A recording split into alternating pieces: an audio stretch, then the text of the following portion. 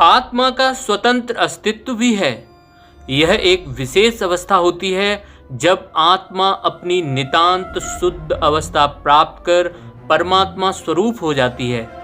किंतु जब तक पाप, इच्छाएं, ममता, वासनाएं आदि विकारों की परत उस पर चढ़ी रहती है, उसका स्वतंत्र अस्तित्व बरकरार कायम रहता है, जिसे कभी कभी भूत प्रेत के रूप में भी जाना, समझा और अनुभव किया जा सकता है।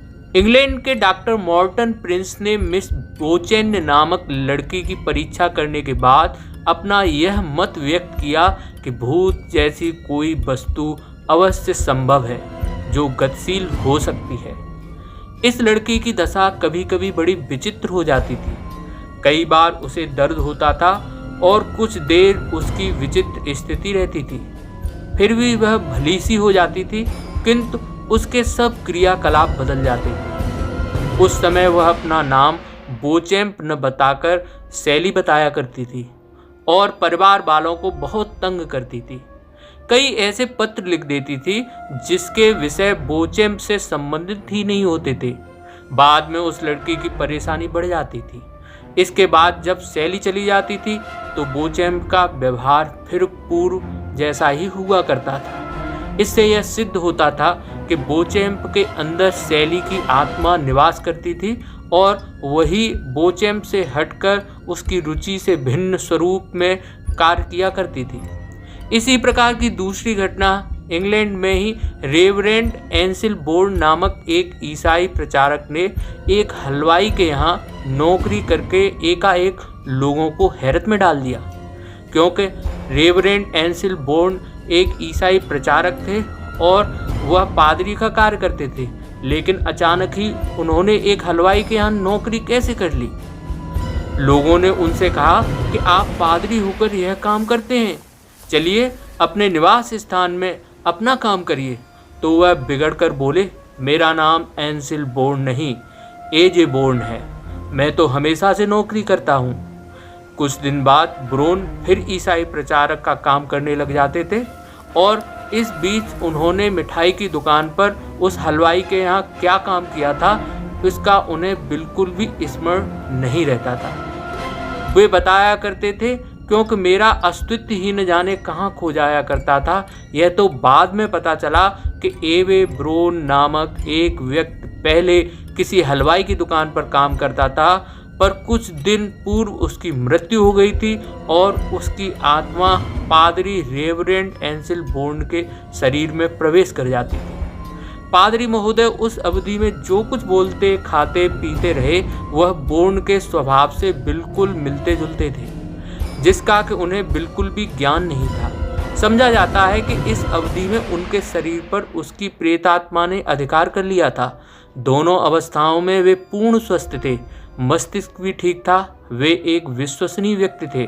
तो भी इस तरह के असामान्य परिवर्तन का कारण क्या था, इसका कोई उत्तर विज्ञान देने में असमर्थ है। वह स्थूल वस्तुओं को जान सकता है, लेकिन भूत प्रेत जैसे सूक्ष्म तत्वों को नहीं।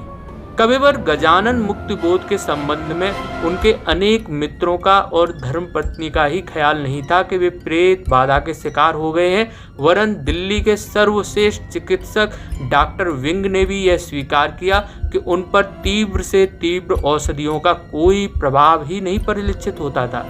यह सर्वथा समझ से परे बात है। काशी निवासी सब साधक तांत्रिक श्री अरुण कुमार शर्मा, जिन्होंने कठिन प्रेत साधनाएं सिद्ध की हुई थी, तिब्बत में रहकर लामाओं से गुह तत्व सीखे थे, श्रीलंका से बौद्ध दर्शन में एमए तथा जब सिद्ध उपलब्धि किया तब श्री गजानन माधव मुक्तिबोध के संबंध में पहले ही बता दिया था कि उन पर भूत व्याधि है और सन 1964 में उनके जीवन का अंतिम वर्ष है। जैसा कि तांत्रिक अरुण कुमार शर्मा ने बताया उसी तरह हुआ। हमीदिया अस्पताल भोपाल में उनकी अच्छी से अच्छी चिकित्सा की गई, किंतु फिर भी गजानन मुक्तिबोध अच्छे नहीं हुए और मरणासन स्थिति में वे राम राम और आई गई ओ माँ ऐसे शब्द बोलते थे, जबकि उन्होंने जीवन में कभी उपासना नहीं की थी। उनकी स्थिति देखने वाले सभी समीपवर्ती लोगों ने, जो अधिकांश सभी शिक्षित और प्रतिष्ठित व्यक्ति रहे हैं, यह माना कि उनकी मृत्यु प्रेत बाधा से ही हुई।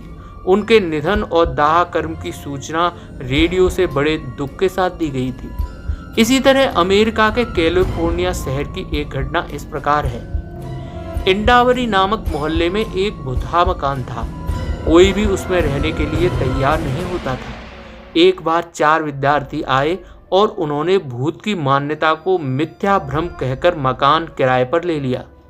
एक दिन जब चारों आंगन में कुर्सियों पर बैठे थे तो अचानक चारों कुर्सियां ऊपर उठने लगी। 7-8 फुट ऊपर जाकर चारों हवा में स्थिर हो गईं और वे चारों बहुत घबरा गए और यह न समझ पाए कि ऐसा क्यों हुआ। फिर भी उन्होंने मकान छोड़ा नहीं। एक रात जब वे सो रहे थे तो उन पर अचानक पत्थरों की वर्षा होने लगी। पत्थरों से भरा एक टूटा संदूक बिस्तर पर आ गिरा। इससे घबराकर चारों मकान छोड़कर भाग गए। खोज करने पर पता लगा कि उस मकान में 4-5 वर्ष पहले एक डॉक्टर ने आत्महत्या कर ली थी। उसी की आत्मा वहां मंडराया करती थी। भारतीय दर्शन की यह मान्यता है कि अकाल मृत्यु या आत्महत्या द्वारा जब किसी की मृत्यु होती है तो आत्मा के अणु हलचल में बने रहते हैं। उनकी वासनाएं और अहंकार मनोमय कोश में चले जाते हैं और अणुओं की सक्रियता जब तक स्थिर रहती है तब तक आत्मा भूत या प्रेत अवस्था में बनी रहती है।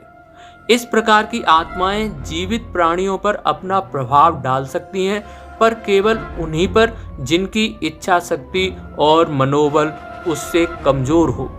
वस्तुओं का स्थानांतरण भी वे कर सकती हैं, क्योंकि प्राणमय शरीर में अणु भी रहते हैं जो स्थूल परमाणुओं को आसानी से हिला डुला सकते हैं। 1 दिसंबर 1963 में समाचार पत्र धर्मयुग में श्री दामोदर अग्रवाल ने आप बीती घटना का उल्लेख इस प्रकार किया है। उस दिन घर की खूब सफाई की गई थी, पर दिन भर दुर्गंध आती रही। रात को बची पूड़ियाँ अलमारी में रख दी गईं। सुबह ताला ज्यों का त्यों बंद मिला, लेकिन अलमारी में रखी पूड़ियाँ गायब थीं। रात को बर्तन धोकर रखे जाते थे, सवेरे झूठे मिलते थे। बड़े भाई का विवाह हुआ, आंगन में तिलक के लड्डू रख दिए गए। सुबह लड्डुओं की जगह आंगन में गंदी गीली मिट्टी मिली। अच्छी से अच्छी मिठाइयाँ रात भर में सड़ जाती थी। रसोई घर में अजनबी पंजों के चिन्ह मिलते और दीवारों शीशों पर उंगलियों के धब्बे। बिस्तर ऐसे दिखते थे जैसे उन पर अभी अभी कोई सोकर उठा हो। जरा सा हटे नहीं कि गिलास का दूध गायब। मुश्किल यह थी कि हमारे लाख प्रयत्न करने पर भी अपराधी का पता न चलता। रात भर बंदूक के लिए पहरा देते, पर जैसे ही झपकी लगती पूरा घर नरक हो जाता। भेंट नामक पत्रिका के अगस्त 1962 अंक में पेज नंबर 43 में श्रीमती सेना सरंजेस्की का संस्मरण सिसकते भूत का संदेश देता है। वे लिखती हैं कि वे जिस मकान में रहती थी उसमें कभी कभी सीढ़ियों पर और कमरों में किसी के टहलने की आवाज़ आया करती थी। एक दिन उन्हें लगा कि पास ही छाया खड़ी है। उन्हें स्मरण हो आया कि इस मकान में टेड अलिसन नामक व्यक्ति ने आत्महत्या की थी। यही सबको मालूम भी था। वे लिखती हैं, मैंने साहस करके पूछा, आप टेड तो नहीं हैं? तो मेरे आश्चर्य का ठिकाना न रहा। जब मैंने यह स्पष्ट सुना, यह मैंने पूछा, आप कुछ बताना चाहते हैं?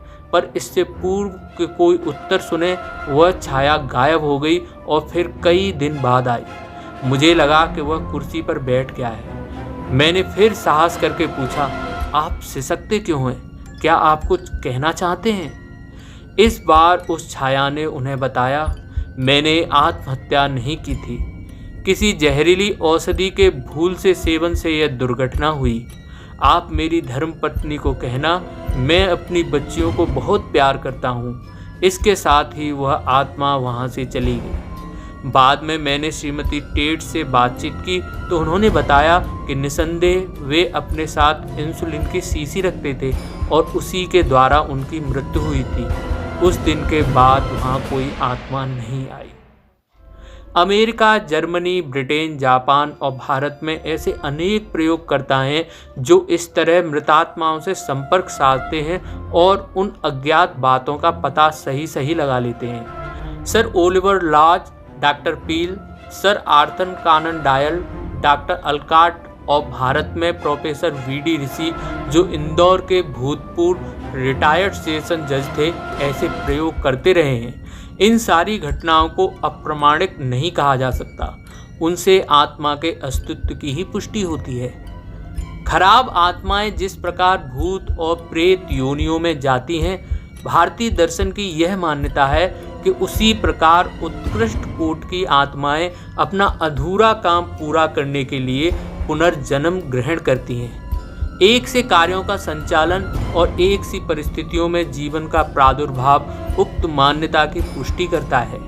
इस संबंध में अमेरिका के जिम बिशप द्वारा प्रस्तुत अमेरिका के प्रेसिडेंट अब्राहम लिंकन और जॉन एफ कैनेडी के जीवन का तुलनात्मक अध्ययन बड़े मार्के का है। उनकी मान्यता है कि अब्राहम लिंकन ही जॉन एफ कैनेडी थे। 40 वर्ष की अवस्था में ही लिंकन को भी राष्ट्रपति बनने की इच्छा हुई और कैनेडी को भी। दोनों की इच्छा थी कि अमेरिका और विश्व में शांति स्थापना के लिए प्रयत्न करें। लिंकन दक्षिण को बहुत चाहते थे और कैनेडी भी। नीग्रो स्वतंत्रता के लिए लिंकन ने भी प्रयत्न किए, पर दक्षिण उसके लिए तैयार नहीं हुआ। यही स्थिति कैनेडी की भी रही। लिंकन उनसे हमेशा हंसी मजाक करते। लिंकन की पहली धर्मपत्नी फैशनेबल स्त्री थी। कविता और पेंटिंग उन्हें पसंद थी। उन्हें राजनीति की अपेक्षा अपना घर अच्छा लगता था। कैनेडी की पहली धर्मपत्नी भी ठीक वैसे ही स्वभाव की थी। लिंकन की धार्मिक मान्यताएं बहुत गहरी थी। वे हमेशा बाइबल पढ़ते रहते थे। कैनेडी भी धर्म पर अडिग विश्वास रखते थे और बाइबल पढ़ते थे। दोनों ही लिबरल पार्टी से संबंधित थे। लिंकन भी स्टार्च खाते थे और कैनेडी भी। लिंकन 1861 में राष्ट्रपति हुए और कैनेडी 1961 में। लिंकन की सुरक्षा के लिए जो सर्वाधिक चिंतित रहता था उसका नाम कैनेडी था और कैनेडी की सबसे अधिक चिंता करने वाले प्राइवेट सेक्रेटरी का नाम लिंकन था। दोनों की मृत्यु भी शुक्रवार के दिन हुई और दोनों ही गोली के शिकार हुए। यह संयोग नितांत आकस्मिक नहीं कहे जा सकते। निसंदेह उनमें आत्मा का कोई सूक्ष्म विधान सन्निहित है, उससे इनकार नहीं किया जा सकता। आपको यह वीडियो अच्छा लगा हो तो चैनल को सब्सक्राइब करें, वीडियो को लाइक और शेयर करें और घंटी वाला बेल आइकॉन दबाना ना भूलें, जिससे आपको ऐसी वीडियो आने पर नोटिफिकेशन प्राप्त होता रहे। धन्यवाद।